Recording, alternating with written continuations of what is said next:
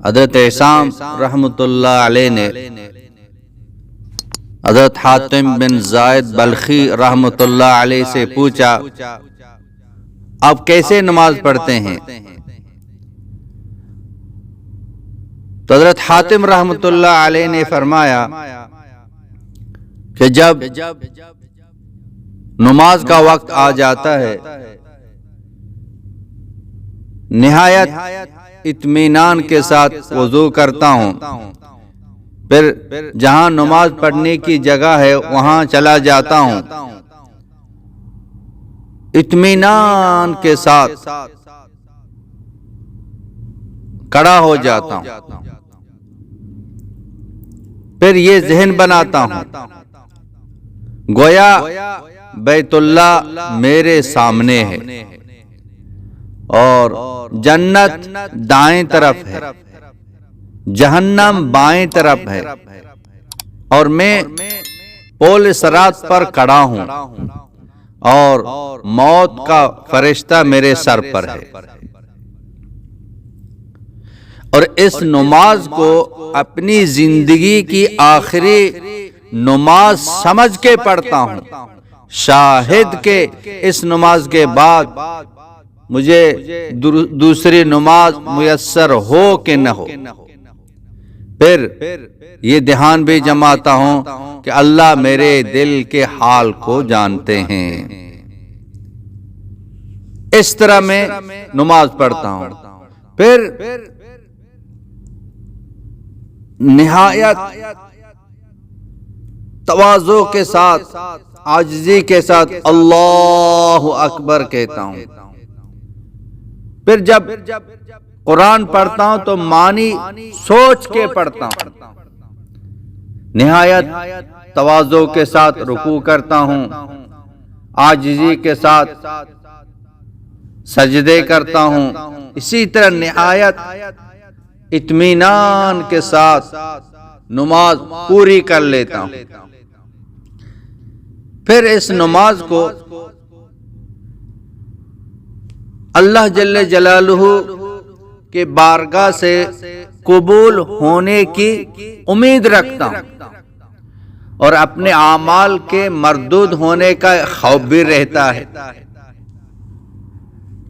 حضرت عصام رحمۃ اللہ علیہ نے پوچھا کہ آپ اس طرح جو نماز پڑھ رہے ہیں کتنی مدت ہو گئی؟ تو حضرت حاتم رحمۃ اللہ علیہ نے فرمایا کہ 30 سال سے میں اس طرح نماز پڑھ رہا ہوں۔ حاتم رحمۃ اللہ علیہ رونے لگے کہ مجھے ایک نماز بھی ایسی نصیب نہیں ہوئی ہے۔ اس طرح نمازوں پر محنت کرتے تھے، اس طرح وہ حضرات نماز پڑھا کرتے تھے۔ کتابوں میں لکھا ہے ایک مرتبہ حضرت حاتم رحمۃ اللہ علیہ کی جماعت فوت ہو گئی تو اس کا ایسے رنج تھا، ایسے افسوس کرتا تھا گویا کہ کسی کا کوئی بیٹا اس دنیا سے چلا جائے وہ کتنا غمگین ہوگا۔ ہائے میرا لال چلا گیا،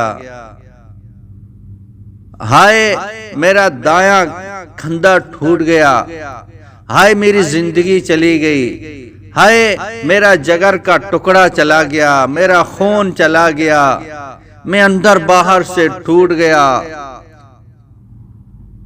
تو اس طرح آدمی رنج کرتا ہے۔ جب حضرت حاتم رحمۃ اللہ علیہ کی جماعت کی نماز چلی گئی تو اس طرح ایک رنج تھا، غم تھا، ایک فکر اس پر سوار تھی۔ تو ایک دو آدمیوں نے آ کر ان کی تعزیت کی،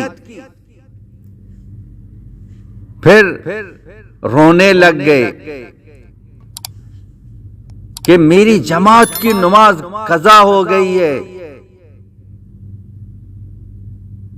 اور لوگ تعزیت کے لیے ایک دو آدمی آ گئے۔ فرمایا آج اگر میرا بیٹا اس دنیا سے چلا جاتا تو پورا بلخ والے آ کے میری تعزیت کرتے، دوسری روایت میں ہے 10,000 آدمی آ کے میری تعزیت کرتے۔ آج میری جماعت کی نماز قضا ہو گئی، 1-2 آدمیوں نے میری تعزیت کی ہے۔ یعنی آخرت، یعنی دین کی مصیبت لوگوں کے ہاں دنیا کی مصیبت سے ہلکی ہے۔ جب تکبیر اولا فوت ہو جاتی تھی، وہ 3 دن افسوس کرتے تھے، جماعت چلی جاتی تھی 7 دن تک وہ افسوس کرتے رہتے۔ سعید بن مسیب رحمۃ اللہ علیہ فرماتے ہیں کہ 20 سال تک کبھی ایسا نہ ہوا آذان ہو گئی اور میں مسجد میں موجود نہ۔ نماز اس طرح پڑھنی چاہیے، حقیقی نماز ہو۔ آج ہم پڑھتے نہیں، سورت ہے، اللہ پاک کے وعدے حقیقی نماز پر ہیں۔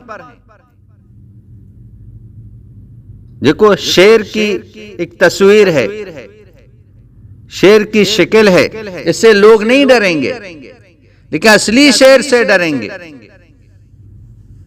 اللہ جل شانہ کام بناتے ہیں، رزق کے مسائل حل فرماتے ہیں، دنیا آخرت کے کام بناتے ہیں، وہ حقیقی اعمال ہو، حقیقی نماز پر اللہ پاک دنیا آخرت کے مسائل حل فرماتے ہیں۔ تو اپنی نمازوں کو صحیح کرنے کی کوشش کریں۔ قد افلح المؤمنون، تحقیق وہ مومن کامیاب ہو گئے۔ کون؟ جنہوں نے اپنی نمازوں میں خشوع پیدا کر دیا۔ الذین هم فی صلاتہم خاشعون، اللہ کا ڈر دل کے اندر ہے۔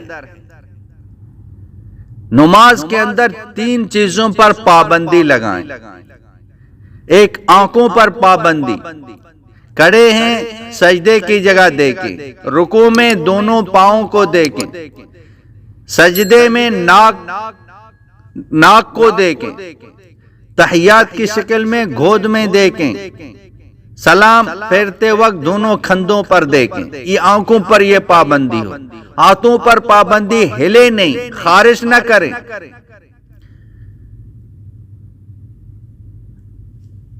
عبادت میں ہلنا یہودیوں کا یہ طریقہ ہے، ہاتھوں پر پابندی اور دھیان پر پابندی۔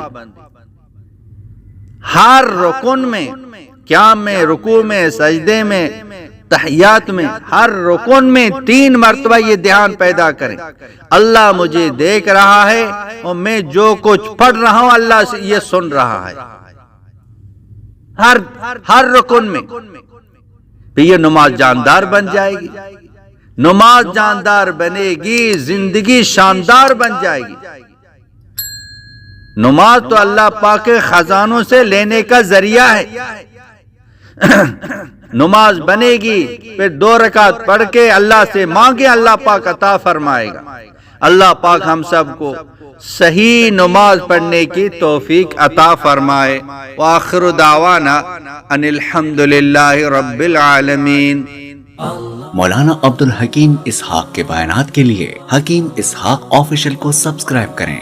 مولانا عبدالحکیم اسحاق۔